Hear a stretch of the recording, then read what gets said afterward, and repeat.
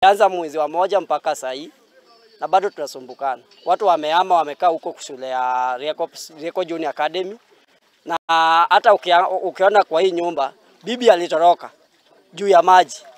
Sasa mzee amebaki na watoto peke yake. Anatafuta na pia anarudi kutengeneza chakula hapa.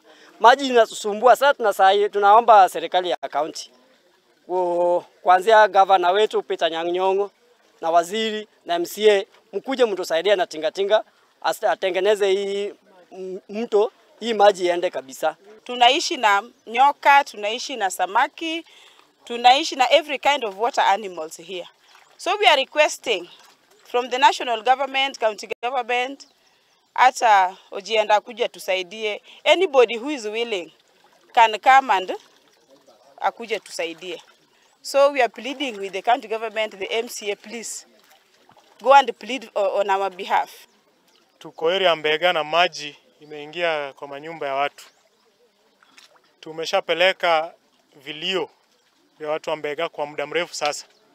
Tumpeleka kwa county government, na unajua kazi yetu kama members wa county assembly, tukishapeleka kazi ya county government ni kuimplement. The other time juzi tulipitisha supplementary budget ya county, na chenye nashangaza kabisa ni tangu tupitishe supplementary budget mpaka county government ikakuja ikatuambia kama assembly, pitisheni 30 million ikuje isaidie disaster, pitisheni 50 million ikuje isaidie emergency. Mpaka wa sasa nashangaa kama area MCA request zetu kama Kobura tukipeleka, nini inafanyika katika kaunti yetu ya Kisumu?